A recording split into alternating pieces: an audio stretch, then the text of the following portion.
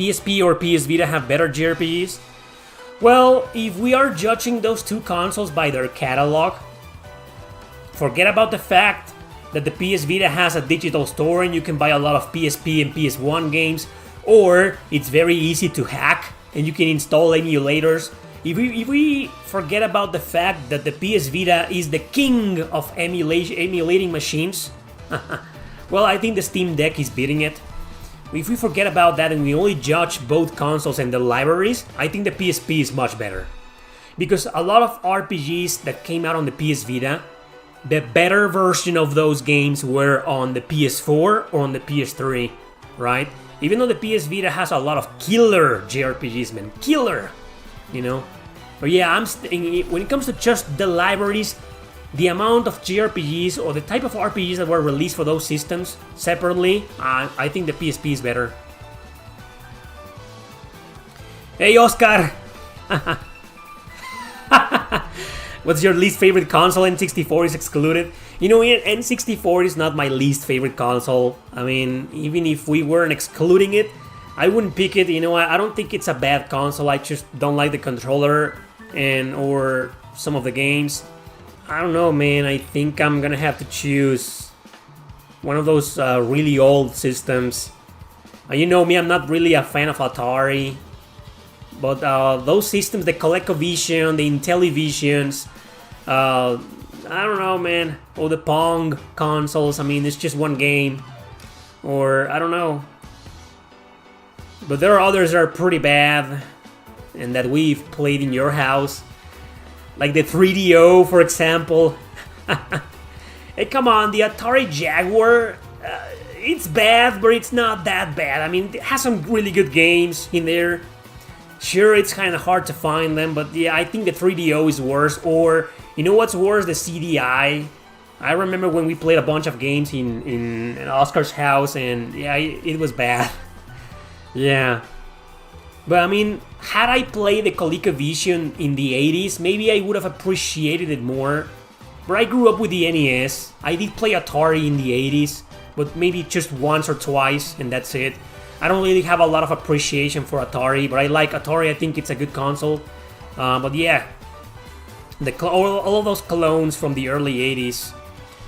Yeah, I think the worst, my least favorite consoles are either the 3DO or the CDI, man. They're pretty fucking bad. Yeah, but at least I remember the controller in those consoles is okay, right? I mean, it's not that bad.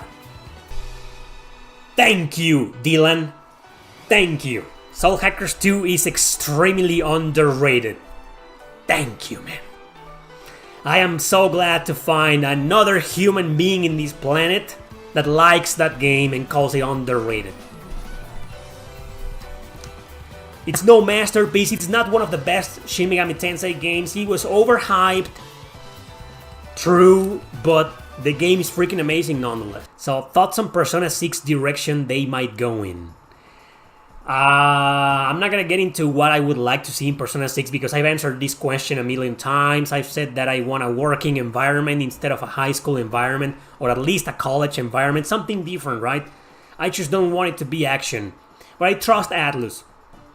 I trust that Atlus is gonna make it turn-based, and it's gonna be a huge success, it's gonna be a big thing.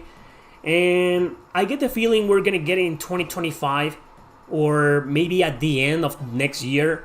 Maybe, I don't know, they haven't said anything, you know, because to me, they seem like they're still fucking milking Persona 5. I mean, we're getting another spin-off in a month, and then the remake of Persona 3 next year, but it's early next year, right? It's, what, like early February and, or late January, whatever. We might get it next year, I don't know. Persona 6 definitely needs to be shorter. No more 100-hour runs. Yeah, 5 was pretty damn long, man. You know me. I'm not the type of guy that puts hundreds of hours into RPGs, you know. I usually go straight for the story. Yes, I did a lot of side stuff, side content in Persona 5 because it is designed to kind of force you to do it. But I still ended up doing like 70-something hours. And I mean, what? I remember when I played Persona 3, and I've beaten that game 3 times, and all 3 times I've gotten like between 40 and 50 hours max. And Persona 4, I think it was the same, 40 to 50 hours, and that's it, right? But Persona 5 went fucking ape shit crazy, man. But I loved it nonetheless. So yeah, it doesn't matter how long Persona 6 will be. I know for a fact I'm gonna play it. But the one thing that I don't want, and I've said this a million times before, is I don't want Persona 6 to be politicized. Just please no, stay the fuck away from my games, goddammit. Keep your political bullshit out of my video games, goddammit. Both of them, liberal and conservative. Both of you go fuck yourselves, leave our video games alone. I know Space Invaders is not an RPG, but just saying it's all we had when we were limited for home gaming. Okay, that sounds like you're probably older than me. Oh, I'm a fan of South Park. I haven't watched South Park in a long time, man. But South Park is one of those shows that they make fun of everything and everybody. They don't give a shit. And I love South Park for that. Shall we end the poll? Hey, there's 11%. I mean, there are people out there who don't care about obscure RPGs. You shitting me? What all you care is Persona and Final Fantasy and Dragon Quest? How can you not care about Shadow Tower, Tracia, Natural Doctrine, okay, Draken? How dare you, man? How dare you people not care about those games? Blaze and Blade, Eternal Quest, Ephemeral Fantasia. How dare you? Get the fuck out of my stream. Have you ever watched Alejandro Jodorowsky movies? Yeah, I watched one a long time ago. Can you remind me the name of the movie? Because I remember it was kind of Western-ish. That was a long-ass time ago, man. It takes place in some kind of desert areas, and or am I describing a lot of his movies? El Topo! There you go. Thanks, man. Yeah, that's the one I watched. It's kind of slow, but it's a very interesting movie. I liked it. Eric Landon is what? My gateway to the obscure JRPGs. Ah, thanks, man. I love that.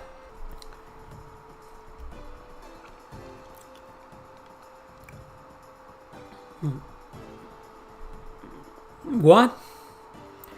Are we listening to Koudelka music? It's pretty low. This is from Koudelka. That's a game that needs a remake.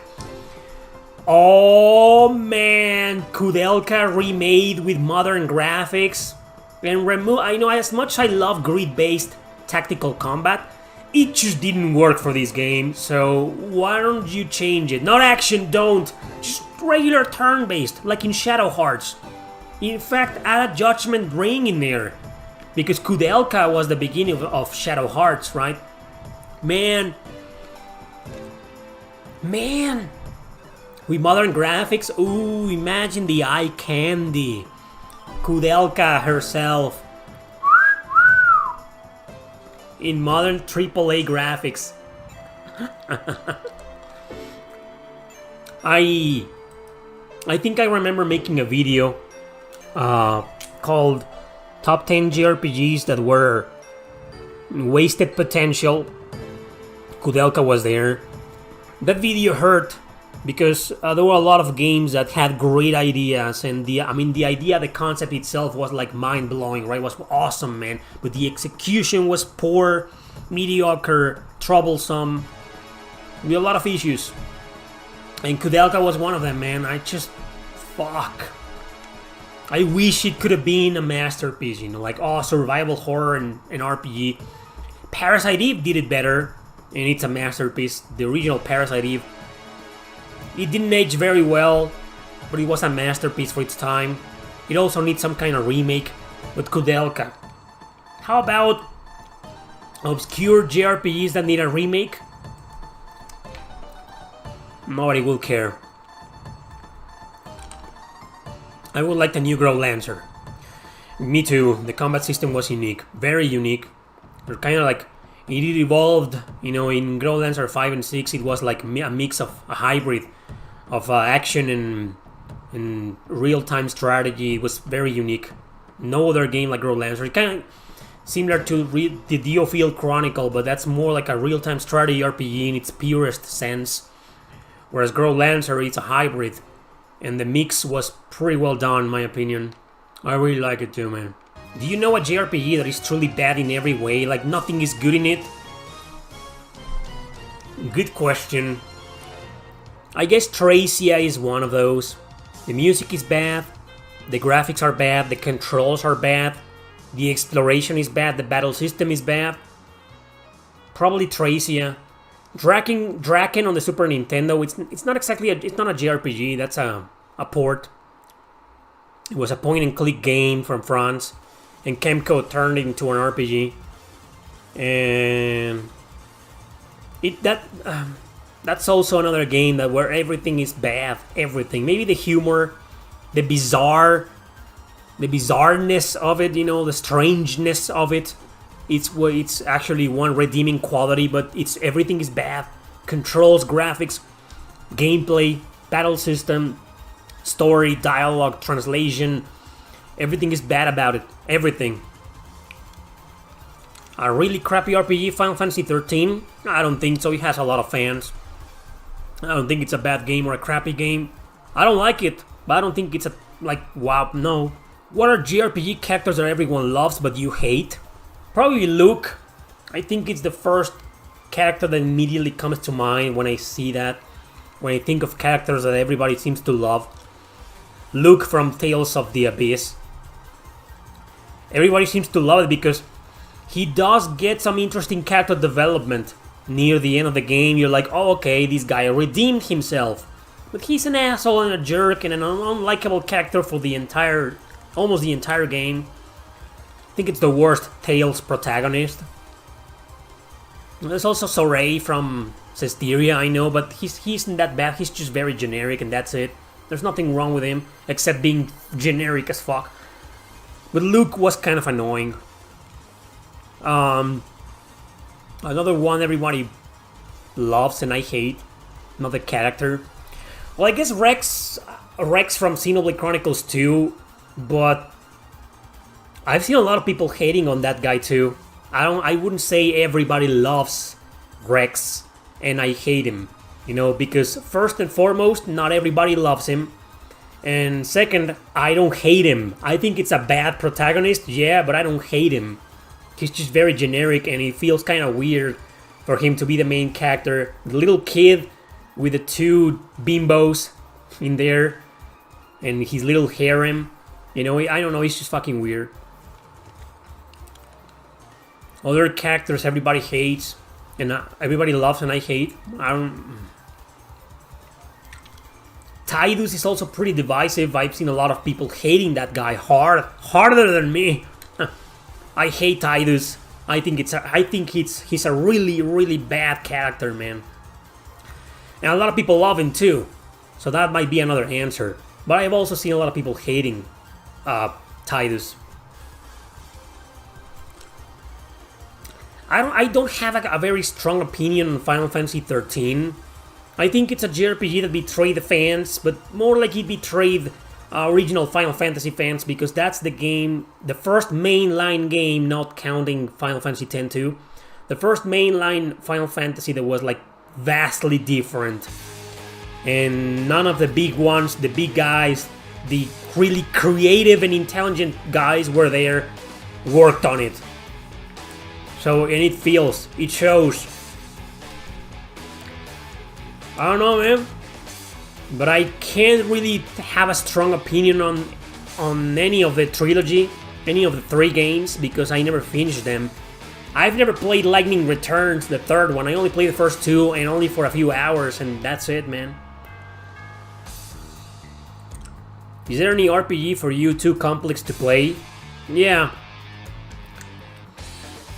Okay, but there's more. One that you say maybe it's good, but it's too complicated to understand. Nights in the Nightmare. on the PSP and Nintendo DS. And there are others though, but I know for a fact they're bad. Natural Doctrine. It's very complicated, but I know for a fact it's a bad game. Resonance of Fate fits your criteria. That's a game that it's very complicated and convoluted, but I know it's good. I know it's a good game, but I hate it. I can't stand it, man. There are some RPGs with older protagonists. There are some of the Valkyria Chronicles games have. They're usually, when it comes to older protagonists, they're usually like 21, 24, and that's it. I think the only one that I can think of that has the only JRPG that I can think of that has a protagonist that's on his probably 30s, mid to late 30s, is Yakuza Like a Dragon. The main character is in his late 30s. I think he's 40 years old in the game. I think, yeah. I think he's 40 years old. You play as a 40-year-old. When you start the game, he's like in his mid-20s, right? But 80% of the game or more, 90% of the game you play as him in his 40s. He's the only protagonist, man, that I can think of. All the others that are not 17-year-old kids are 21, 22, 24. Cloud, isn't Cloud from Final Fantasy VII 21? Clive from Final Fantasy 16 is late 30s. Oh, you're right, because you play with him when he was like, when he's on his late teens, right? And then there's a time jump. Oh, Nier! Thanks, man. How could I even forget that, man? Daddy Nier. You're right. He's probably in his late 40s, early 50s, right? Wow, you're right, man. Thanks for reminding me.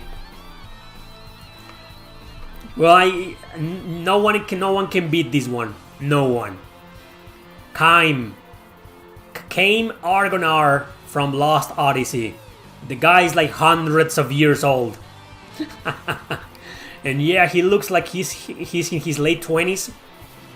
He looks like he's in his late 20s. But yeah, Lost Odyssey.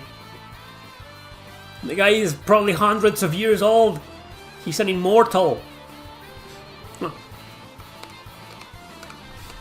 Final Fantasy 16 is not an RPG. Okay, so Clive is 28. And then 33 after time skip. Okay. Don't talk too much about it. I only played the demo. I think Lost Odyssey is a masterpiece, man. I think it's an excellent game. And I think one of the reasons why the game is so good is because it's precisely that. Because the main character isn't a freaking 16-year-old brat trying to save the world with the power of friendship. If you want an older character, the old Chinese master in Live Alive, well, yeah. But he doesn't fight, does he? Oh, yeah, he does fight. He is playable. Has a JRPG plot hole or story point confused you or annoyed you with how it was done, especially as an author? Not really. Not really. You know, I think I've seen some parts of some RPGs that are like, man, they never explained this, but that's usually the case in JRPGs because they go apeshit with fantasy and science fiction elements and steampunk elements and nothing makes sense, so even if something is left unexplained, I don't give a shit because there's no explanation. What even the authors themselves couldn't explain it. Even Chrono Cross has a few things that are like, what the fuck, man, this makes no fucking sense. For fuck's sake. But it's there and I love it, right? So no, I don't think I've ever been confused, yeah, but annoyed? I don't think so. What RPG has too much power of friendship things for you? Oof.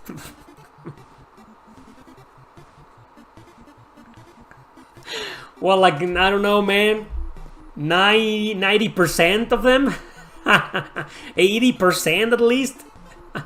What a question. Shall we end the poll? 91% people, 140 votes. 91% care a lot about obscure RPGs. Only 9% don't. Let's wait a little bit more. I don't remember using a guide for Chrono Cross. Maybe just to get some advice on a boss fight. think I remember the first time I fought against Miguel, I was like, man, what am I supposed to do here?